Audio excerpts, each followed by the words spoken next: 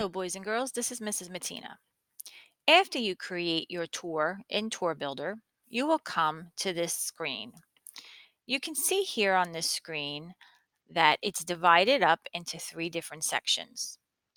The first section or the first panel is an area where you're going to see all of the slides that you have in your tour, similar to Google Slides.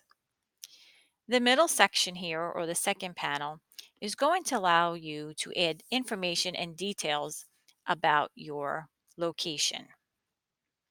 And the third area here, or the third panel, is a map. And the map is going to actually be used for you to visualize the area of the world that you're plotting a location for. So after you create your tour, you need to add some information in here. So you can see here that I have an introduction slide that's already given to me. And I have to add information in here so that people know what this tour is about. So it already has the tour name and my name as the author filled in. Now I can add an introduction picture. So simply click add a photo and you can find the picture that you would like to add. Um, it'll find pictures from Google Photos. You can upload a photo from your device. You can search images via Google Search, or if you know the image URL, you can just simply paste it in there. So I'm going to do a search for images, and I'm going to just type in social studies.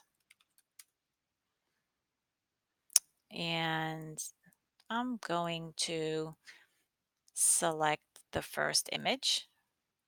So I simply click on it, hit the blue select button, and now I have an image inserted into my introduction slide.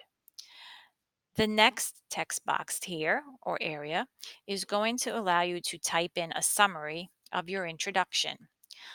So this is where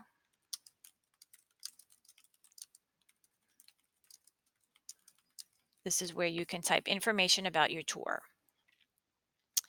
The next area is type of story, which it defaults to 3D.